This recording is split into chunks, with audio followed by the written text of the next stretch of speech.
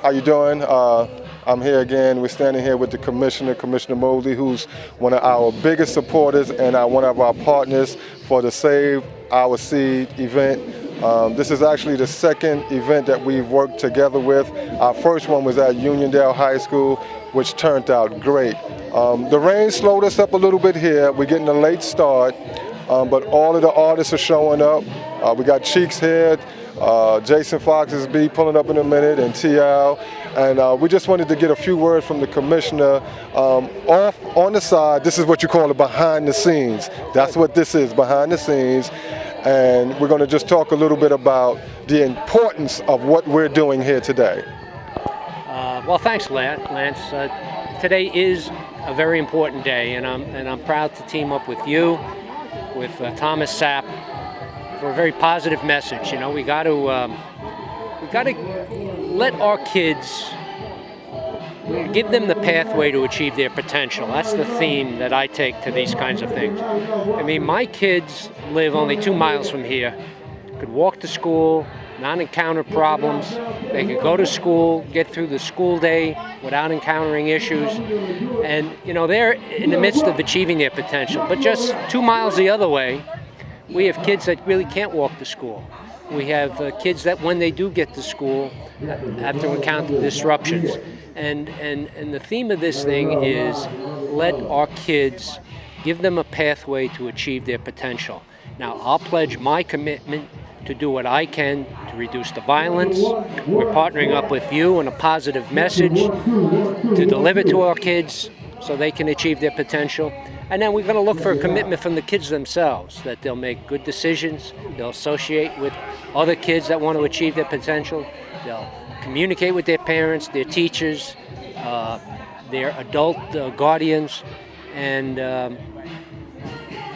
mean, that's it. We want to give equal opportunity for all kids to achieve their potential. I don't think there is equal opportunity right now in a lot of our communities.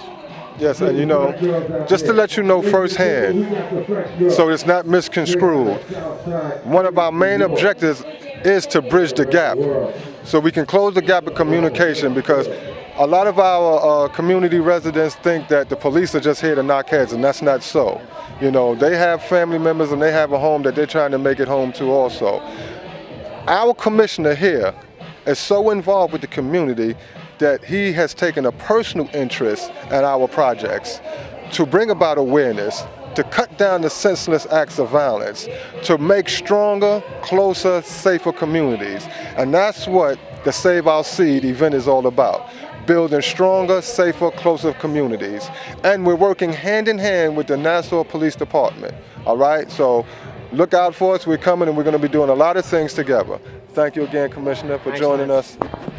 We truly appreciate your work and your efforts, and we couldn't begin to express our gratitude and our thanks for the Commissioner teaming up and taking a chance with us. We really appreciate you. Pleasure. All right, this is Larry Love, hip hop pioneer. You know, I started out with this by waking up to things in our community. I woke up one day to all types of violence, all types of neglect, and things going on in our community that shouldn't be in our community.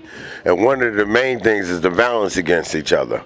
We had to stop this, and the death of Sapp was one of the things that really shook not just Long Island, but Queens, Brooklyn, Manhattan, Bronx, and all over the world.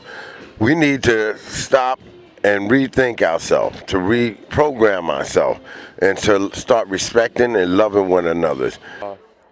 My son Kareem was murdered. He was gunned down on the streets of Uniondale on December 18th, 2007.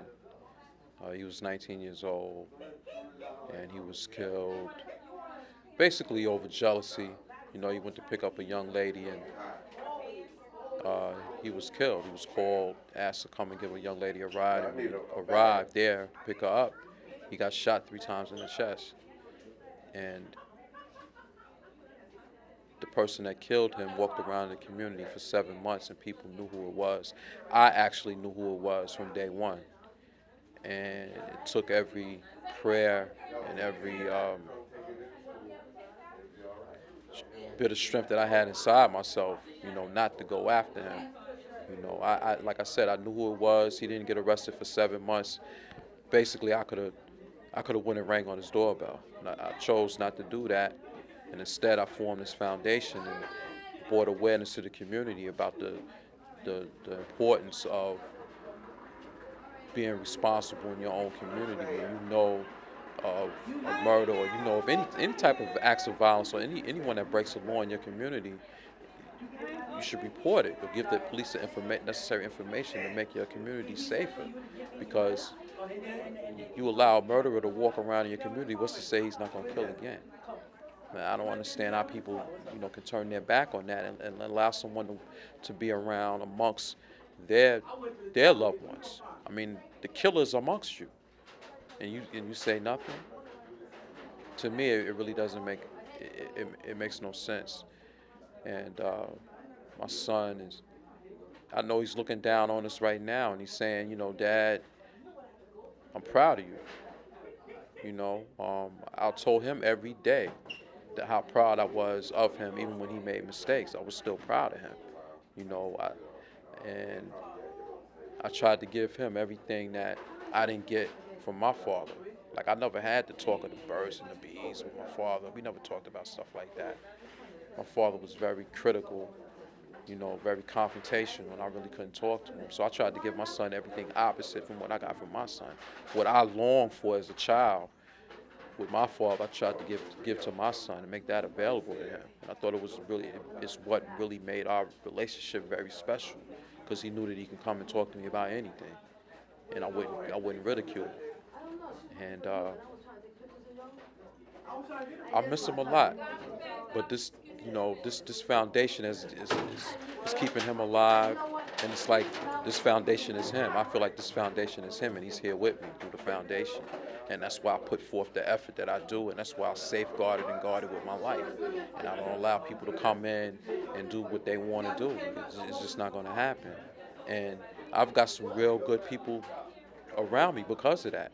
People know that when they deal with the Kareem Sapp Foundation, they're going to get honesty. They're going to get they're going to get the effort that it takes to make the community safer. Because for me, this is personal. It's not business.